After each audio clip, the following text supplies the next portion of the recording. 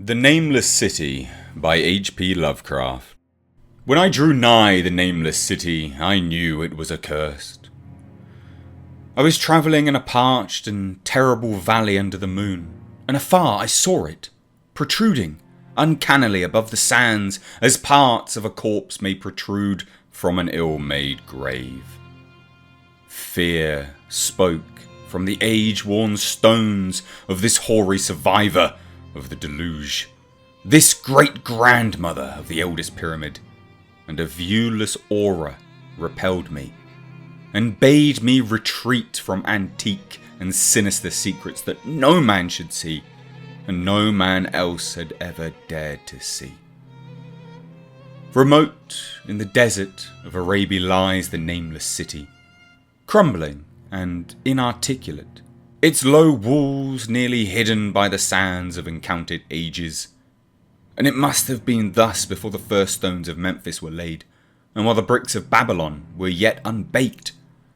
There is no legend so old as to give it a name, or to recall that it was ever alive, but it is told of in whispers around campfires, and muttered about by grandams in the dens of sheikhs, so that all the tribes shun it without wholly knowing why. It was of this place that Abdul al-Hazred, the mad poet, dreamed on the night before he sang his unexplainable couplet. That is not dead which eternal lie, and with strange eons even death may die. I should have known that the Arabs had good reason for shunning the Nameless City. The city told of in strange tales, but seen by no living man. Yet I defied them, and went into the untrodden waste with my camel. I alone have seen it, and that is why no other face bears such hideous lines of fear as mine. Why no other man shivers so horribly when the night wind rattles the windows. When I came upon it, in the ghastly stillness of unending sleep, it looked at me, chilly, from the rays of a cold moon amidst the desert's heat. And as I returned its look, I forgot my triumph at finding it, and stopped still with my camel to wait for the dawn. For hours I waited, till the east grew grey and the stars faded, and the grey turned to roseal, light-edged with gold. I heard a moaning, and saw a storm of sand stirring among the antique stones, though the sky was clear, and the vast reaches of the desert still. Then suddenly, above the desert's far rim came the blazing edge of the sun, seen through the tiny sandstorm which was passing away. And in my fevered state, I fancied that from some remote depth there came a crash of musical metal to hail the fiery disk as Memnon hails it from the banks of the Nile. My ears rang, and my imagination seethed as I led my camel slowly across the sand to that unvocal stone place. That place too old for Egypt and Meroe to remember. That place which I alone of living men had seen. In and out, amongst the shapeless foundations of houses and palaces I wandered, finding never a carving or inscription to tell of those men, if men they were, who built the city and dwelt therein so long ago. The antiquity of the spot was unwholesome, and I longed to encounter some sign or device to prove that the city was indeed fashioned by mankind. There were certain proportions and dimensions in the ruins which I did not like. I had with me many tools and dug much within the walls of the obliterated edifices, but progress was slow, and nothing significant was revealed. When night and the moon returned, I felt a chill wind, which brought new fear, so that I did not dare to remain in the city. And as I went outside, the antique walls to sleep, a small, sighing sandstorm gathered behind me, blowing over the grey stones, though the moon was bright and most of the desert was still. I awaked just at dawn from a pageant of horrible dreams, my ears ringing as from some metallic peal. I saw the sun peering redly through the last gusts of a little sandstorm that hovered over the Nameless city, and marked the quietness of the rest of the landscape. And once more I ventured within those brooding ruins that swelled beneath the sand like an ogre under a coverlet, and again dug vainly for relics of the forgotten race. At noon I rested, and in the afternoon I spent much time tracing the walls and the bygone streets and the outlines of the nearly vanished buildings. I saw that the city had been mighty indeed, and wondered at the sources of its greatness. To myself I pictured all the splendours of an age so distant that Chaldea could not recall it, and thought of Sarnath the Doomed, that stood in the land of Nar when mankind was young, and of Ib, that was carven of grey stone before mankind existed. All at once I came upon a place where the bedrock rose stark through the sand and formed a low cliff. And here I saw with joy what seemed to promise further traces of the antediluvian people, hewn rudely on the face of the cliff were the unmistakable facades of several small squat rock houses or temples, whose interiors might preserve many secrets of ages too remote for calculation, though sandstorms had long since effaced any carvings which may have been outside. Very low and sand-choked were all of the dark apertures near me, but I cleared one with my spade and crawled through it, carrying a torch to reveal whatever mysteries it might hold. When I was inside, I saw that the cavern was indeed a temple, and beheld plain signs of the race that had lived and worshipped before the desert was a desert. Primitive altars, pillars and niches, all curiously low, were not absent, and though I saw no sculptures nor frescoes, there were many singular stones clearly shaped into symbols by artificial means. The lowness of the chiselled chamber was very strange, for I could hardly more than kneel upright, but the area was so great that my torch showed only part at a time. I shuddered oddly in some of the far corners, for certain altars and stones suggested forgotten rites of terrible, revolting, and inexplicable nature, and made me wonder what manner of men could have made and frequented such a temple. When I had seen all that the place contained, I crawled out again, avid to find what the other temples might yield. Night had now approached, yet the tangible things I had seen made curiosity stronger than fear, so that I did not flee from the long moon-cast shadows that had daunted me when first I saw the Nameless city. In the twilight I cleared another aperture, and with a new torch crawled into it, finding more vague stones and symbols, though nothing more definite than the other temple had contained. The room was just as low and much less broad, ending in a very narrow passage crowded with obscure and cryptical shrines. About these shrines I was prying, when the noise of the wind and of my camel outside broke through the stillness and drew me forth to see what could have frightened the beast. The moon was gleaming vividly over the primeval ruins, lighting a dense cloud of sand that seemed blown by a strong but decreasing wind from some point along the cliff ahead of me. I knew it was this chilly, sandy wind which had disturbed the camel, and was about to lead him to a place of better shelter, when I chanced to glance up and saw that there was no wind atop the cliff. This astonished me and made me fearful again, but I immediately recalled the sudden local winds I had seen and heard before at sunrise and sunset, and judged that it was just a normal thing. I decided that it came from some rock fissure leading to a cave, and watched the troubled sand to trace it to its source, soon perceiving that it came from the black orifice of a temple, a long distance south of me, almost out of sight.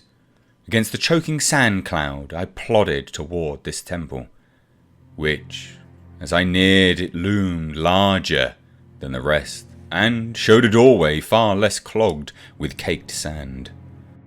I would have entered had not the terrific force of the icy wind almost quenched my torch. It poured madly out of the dark door, sighing uncannily as it ruffled the sand and spread about the weird ruins. Soon it grew fainter, and the sand grew more and more still, till finally all was at rest again. But a presence seemed stalking among the spectral stones of the city. When I glanced at the moon, it seemed to quiver as though mirrored in unquiet waters. I was more afraid than I could explain, but not enough to dull my thirst for wonder. So, as soon as the wind was quite gone, I crossed into the dark chamber from which it had come. This temple, as I had fancied from the outside, was larger than either of those I had visited before, and was presumably a natural cavern, since it bore winds from some region beyond. Here I could stand quite upright, but saw that the stones and altars were as low as those in the other temples, and on the walls and roof I beheld for the first time some traces of the pictorial art of the ancient race, curious curling streaks of paint that had almost faded or crumbled away. And on two of the altars I saw with rising excitement a maze of well-fashioned curvilinear carvings. As I held my torch aloft, it seemed to me that the shape of the roof was too regular to be natural.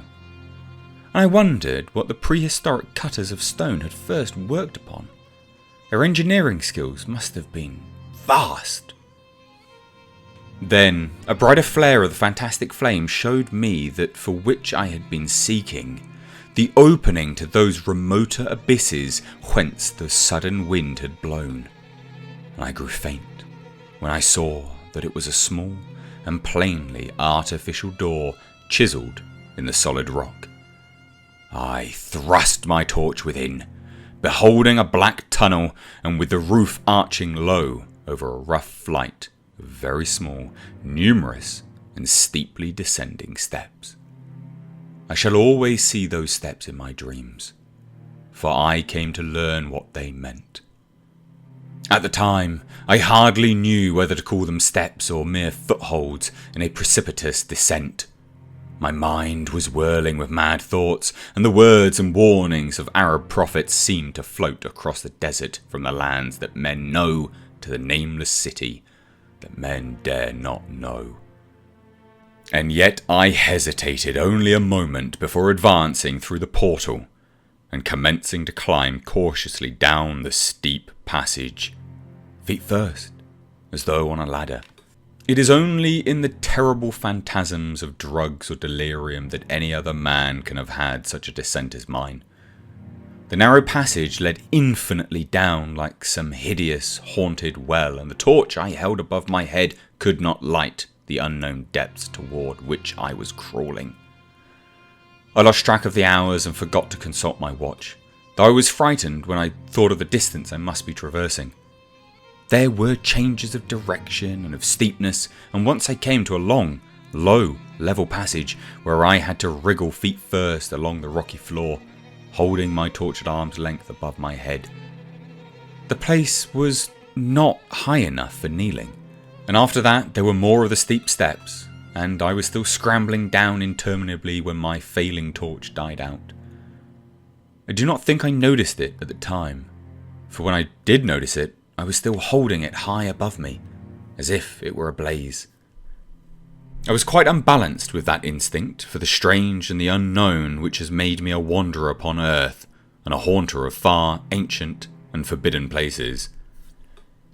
In the darkness, there flashed before my mind fragments of the cherished treasury of the demonic lore, sentences from Alhazred, the mad Arab, paragraphs from the apocryphal nightmares of Damasius, and the infamous lines from the delirious image du monde of Gaultier de Metz.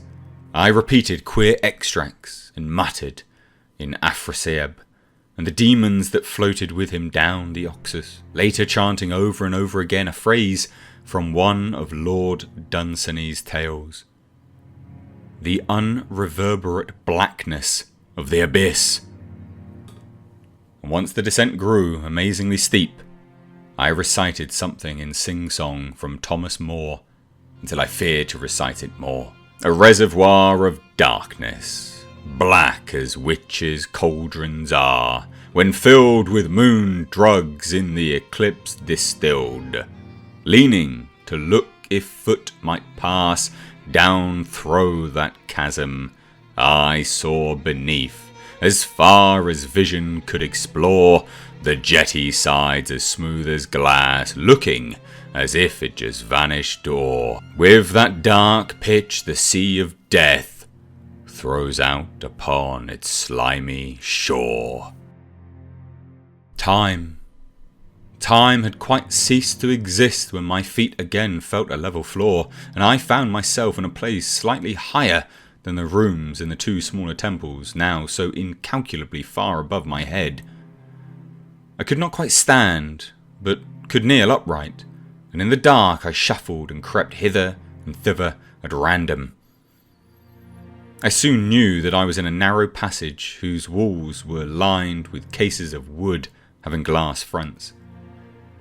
As in that Paleozoic and abysmal place, I felt of such things as polished wood and glass.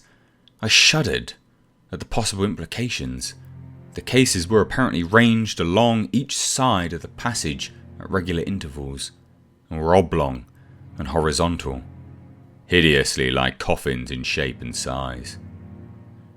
When I tried to move 2 or 3 for further examination, I found they were firmly fastened. I saw that the passage was a long one, so floundered ahead rapidly in a creeping run that would have seemed horrible had any eye watched me in the blackness. Crossing from side to side, occasionally to feel of my surroundings and be sure the walls and rows of cases still stretched on.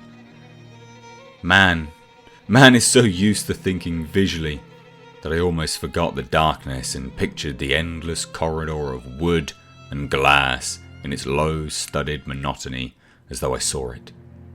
And then in a moment of indescribable emotion, I did see it. Just when my fancy merged into real sight, I cannot tell. But there came a gradual glow ahead, and all at once I saw the dim outlines of the corridor and the cases, revealed by some unknown subterranean phosphorescence. For a little while all was exactly as I had imagined it, since the glow was very faint. But as I mechanically kept on stumbling ahead into the stronger light, I realised that my fancy had been but feeble. This hall was no relic of crudity like the temples in the city above, but a monument of the most magnificent and exotic art.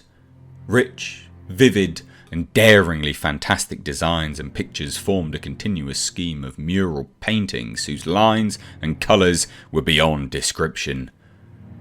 The cases were of a strange golden wood, with fronts of exquisite glass, and contained the mummified forms of creatures outreaching in grotesqueness, the most chaotic dreams of man.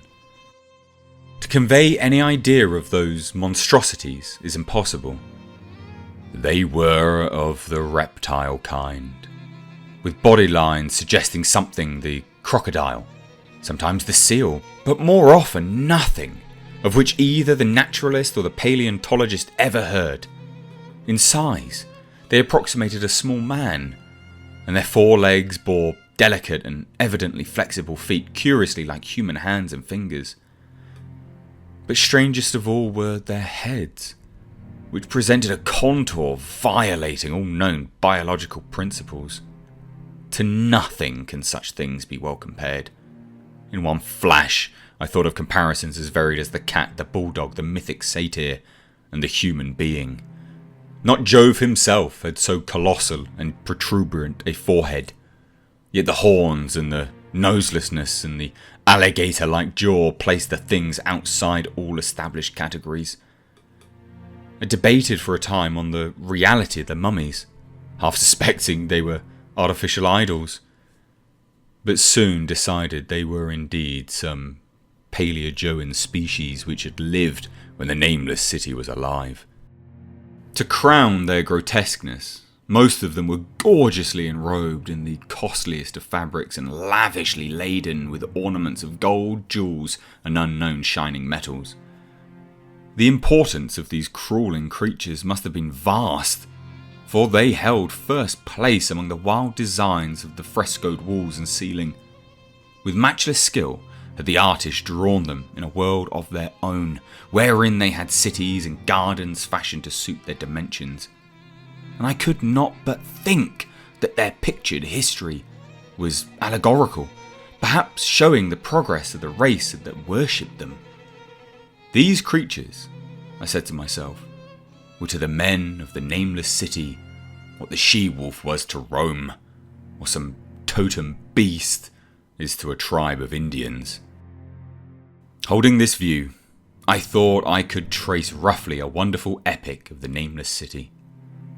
The tale of a mighty seacoast metropolis that ruled the world before Africa rose out of the waves, and of its struggles as the sea shrank away and the desert crept into the fertile valley that held it. I saw its wars and triumphs, its troubles and defeats, and afterward its terrible fight against the desert when thousands of its people, here represented in allegory by the grotesque reptiles, were driven to chisel their way down through the rocks in some marvellous manner to another world whereof their prophets had told them.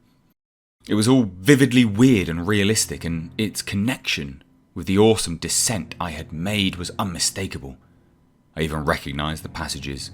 As I crept along the corridor toward the brighter light, I saw later stages of the painted epic, the leave-taking of the race that had dwelt in the Nameless City and the valley around for 10 million years, the race whose souls shrank from quitting scenes their bodies had known so long, where they had settled as nomads in the earth's youth, hewing in the virgin rock those primal shrines at which they never ceased to worship. Now that the light was better, I studied the pictures more closely, and remembering that the strange reptiles must represent the unknown men, pondered upon the customs of the Nameless City. Many things were peculiar and inexplicable. The civilization, which included a written alphabet, had seemingly risen to a higher order than those immeasurably later civilizations of Egypt and Chaldea. Yet there were curious omissions. I could, for example, find no pictures to represent deaths or funeral customs, save such as were related to wars, violence, and plagues. And I wondered at the reticence shown concerning natural death.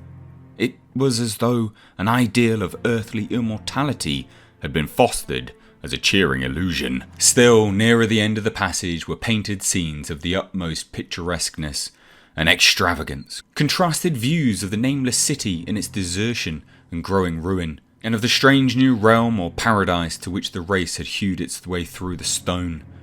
In these views, the city and the desert valley were shown always by moonlight, a golden nimbus hovering above the fallen walls and half revealing the splendid perfection of former times, shown spectrally and elusively by the artist. The paradisal scenes were almost too extravagant to be believed, portraying a hidden world of eternal day filled with glorious cities and ethereal hills and valleys. And at the very last, I thought I saw signs of an artistic anticlimax. These paintings were less skillful and much more bizarre than even the wildest of the earlier scenes. They seem to record a slow decadence of the ancient stock, coupled with a growing ferocity toward the outside world from which it was driven by the desert. The forms of the people, always represented by the sacred reptiles, appeared to be gradually wasting away, though their spirit, as shown hovering about the ruins by moonlight, gained in proportion. Emaciated priests, displayed as reptiles in ornate robes, cursed the upper air and all who breathed it. One terrible final scene showed a primitive-looking man, perhaps a pioneer of ancient Iram, the city of pillars, torn to pieces by members of the elder race. I remembered how the Arabs fear the Nameless city, and was glad that beyond this place the grey walls and ceiling were bare.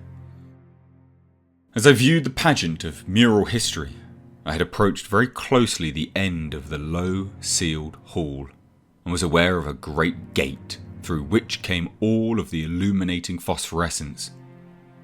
Creeping up to it, I cried aloud in transcendent amazement at what lay beyond, for instead of other and brighter chambers, there was only an illimitable void of uniform radiance, such as one might fancy when gazing down from the peak of Mount Everest upon a sea of sunlit mist. Behind me was a passage so cramped that I could not stand upright in it. Before me was an infinity of subterranean effulgence. Reaching down from the passage into the abyss was the head of a steep flight of steps. Small, numerous steps like those of the black passages I traversed, but after a few feet the glowing vapours concealed everything. Swung back open against the left-hand wall of the passage was a massive door of brass, incredibly thick and decorated with fantastic bas reliefs, which could, if closed, shut the whole inner world of light away from the vaults and passages of rock. I looked at the steps, for the nonce dared not try them. I touched the open brass door and could not move it. Then I sank, prone, to the stone floor, my mind aflame with prodigious reflections which not even a death-like exhaustion could banish. And as I lay still with closed eyes, free to ponder many things I had lightly noted, and the frescoes came back to me with new and terrible significance. Scenes representing the Nameless city in its heyday, the vegetation of the valley around it, and the distant lands with which its merchants traded. The allegory of the crawling creatures puzzled me by its universal prominence, and I wondered that it should be so closely followed in a pictured history of such importance. In the frescoes, the Nameless city had been shown in proportions fitted to the reptiles. I wondered what its real proportions and magnificence had been, and reflected a moment on certain oddities I'd noticed in the ruins. I thought curiously of the lowness of the primal temples and of the underground corridor, which were doubtless hewn thus out of deference to the reptile deities they honoured, though it perforce reduced the worshippers to crawling. Perhaps the very rites had involved a crawling in imitation of the creatures. No religious theory, however, could easily explain why the level passage in that awesome descent should be as low as the temples, or lower, since one could not even kneel in it. As I thought of the crawling creatures whose hideous, mummified forms were so close to me, I felt a new throb of fear. Mental associations are curious, and I shrank from the idea that, except for the poor primitive man torn to pieces in the last painting, mine was the only human form amidst the many relics and symbols of primordial life. But as always in my strange and roving existence, wonder soon drove out fear, for the luminous abyss and what it might contain presented a problem worthy of the greatest explorer, and I hoped to find there those human memorials which the painted corridor had failed to give. The frescoes had pictured unbelievable cities, hills, and valleys in this lower realm, and my fancy dwelt on the rich and colossal ruins that awaited me. My fears indeed concerned the past rather than the future. Not even the physical horror of my position in that cramped corridor of dead reptiles and antediluvian frescoes, miles below the world I knew, and faced by another world of eerie light and mist, could match the lethal dread I felt as the abysmal antiquity of the scene and its soul. An ancientness so vast that measurement is feeble seemed to leer down from the primal stones and rock-hewn temples in the Nameless city, while the very latest of the astounding maps and the frescoes showed oceans and continents that man has forgotten, with only here and there some vaguely familiar outline of what could have happened in the geological eons since the paintings had ceased and the death-hating race resentfully succumbed to decay. No man might say. Life had once teemed in these caverns and in the luminous realm beyond. Now I was alone with vivid relics, and I trembled to think of the countless ages through which these relics had kept a silent and deserted vigil. And suddenly there came another burst of that acute fear which had intermittently seized me ever since I first saw the terrible valley of the Nameless city under a cold moon. And despite my exhaustion, I found myself starting frantically to a sitting posture and gazing back along the black corridor toward the tunnels that rose to the outer world. My sensations were much like those which had made me shun the Nameless city at night, and were as inexplicable as they were poignant. In another moment, however, I received a still greater shock, in the form of a definite sound. The first which had broken the utter silence of these tomb-like depths. It was a deep, low moaning, as of a distant throng of condemned spirits, and came from the direction in which I was staring. Its volume rapidly grew, till soon it reverberated frightfully through the low passage, and at the same time I became conscious of an increasing draught of cold air, likewise flowing from the tunnels and the city above. The touch of this air seemed to restore my balance, for I instantly recalled the sudden gusts which had risen around the mouth of the abyss each sunset and sunrise, one of which had indeed served to reveal the hidden tunnels to me. I looked at my watch and saw that sunrise was near, so I braced myself to resist the gale which was sweeping down to its cavern home, as it had swept forth at evening. My fear again waned low, since a natural phenomenon tends to dispel broodings over the unknown. More and more madly poured the shrieking, moaning night wind into that gulf of the inner earth. I dropped prone again and clutched vainly at the floor for fear of being swept bodily through the open gate into the phosphorescent abyss. Such fury I had not expected, and as I grew aware of an actual slipping of my form toward the abyss, I was beset by 1,000 new terrors of apprehension and imagination.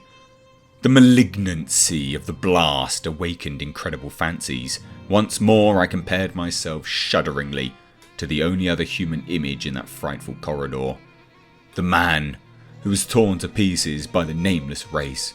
For in the fiendish crawling of the swirling currents there seemed to abide a vindictive rage, all the stronger because it was largely impotent. I think I screamed frantically near the last. I was almost mad, but if I did so, my cries were lost in the hell-born babble of the howling wind wraiths. I tried to crawl against the murderous invisible torrent, but I could not even hold my own as I was pushed slowly and inexorably toward the unknown world. Finally, reason must have wholly snapped, for I fell to babbling over and over that unexplainable couplet of the mad Arab Alhazred, who dreamed of the Nameless city. That is not dead which can eternal lie, when with strange eons even death may die. Only the grim brooding desert gods know what really took place. What indescribable struggles and scrambles in the dark I endured, or what Abaddon guided me back to life, where I must always remember and shiver in the night wind till oblivion, or worse, claims me. Monstrous, unnatural, colossal was the thing, too far beyond all the ideas of man to be believed except in the silent, damnable small hours when one cannot sleep. I have said that the fury of the rushing blast was infernal, cacodemoniacal, and that its voices were hideous with the pent-up viciousness of desolate eternities. Presently those voices, while still chaotic before me, seemed to my beating brain to take articulate form behind me.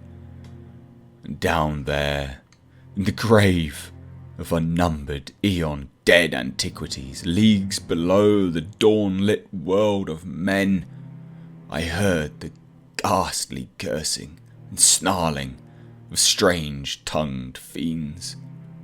Turning, I saw outlined against the luminous ether of the abyss what could not be seen against the dusk of the corridor.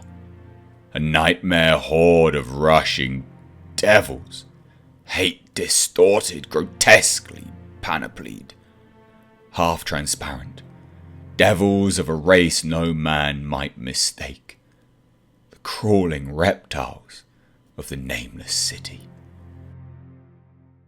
And as the wind died away, I was plunged into the ghoul-peopled blackness of Earth's bowels. Behind the last of the creatures, the great brazen door clanged shut with a deafening peal of the metallic music, whose reverberations swelled out to the distant world to hail the rising sun, as Memon hails it from the banks of the Nile.